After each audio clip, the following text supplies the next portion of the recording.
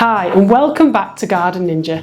Now, a number of you online have been asking me questions about modernist garden design, and it's a really good question because it's a design style that is not often seen here in the UK.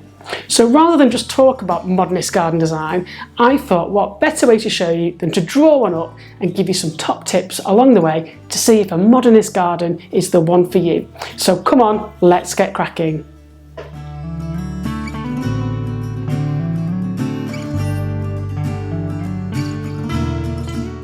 So the key part to modernist garden design is simplicity, and that's not to mean it's basic. Simplicity is really difficult to get right in a garden. And what modernist gardens tend to do is use asymmetry. They'll be using lots of clean lines and sometimes quite striking materials to draw your focus.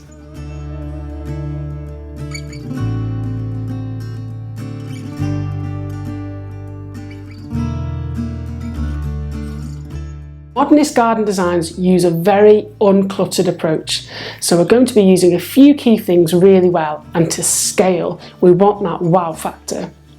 Plants are used in modernist garden designs, but they tend to be more architectural, so you're not really going to see lots of drifts of wispy light floaty planting and roses and scents and bits and bobs. You're going to see architectural plants or things planted en masse. So if you're going to be using grass, it may be one species that's been planted on bulk.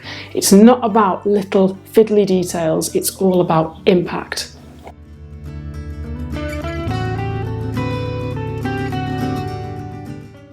You've also found with modernist garden designs that they might borrow either a view or materials from the buildings that are adjacent to the garden and pull them in. So you may find that, say, wood or stone links the garden to the house. Sometimes the path or the house may intersect into the garden, connecting the two. You may find that modernist gardens also use light and water as reflective surfaces to help throw shadows around the garden and provide a focal point. And it's this simplicity that's really difficult to get right because you have to do it on a grand scale. And usually the human nature and psyche wants to add more and more to things. As gardeners, we constantly want to put more into our spaces, whereas with modernism it's about restraint, and that's a really tricky balance. But in this design I'm just showing you an example of how I've used the proportions and materials and really stripped back this space.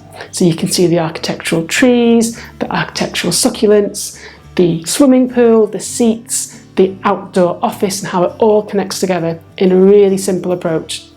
I've used a small hedge as a boundary just to separate off, but everything follows those clean lines, and you might be able to spot the asymmetry between the building, the path, and the swimming pool.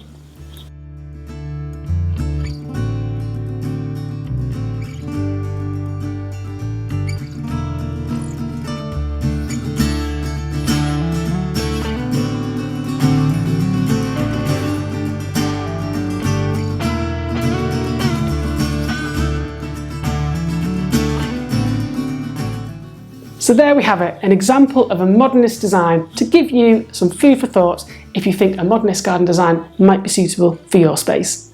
Now, I'm not saying everyone is going to have a swimming pool, but really it's just a taster of how the design style would apply to an urban setting. If you've liked this video, please subscribe to my YouTube channel below by hitting the bell and notifications. And there's loads more garden design hints, tips and hacks to help you make your garden awesome. I've been Garden Ninja. Happy gardening.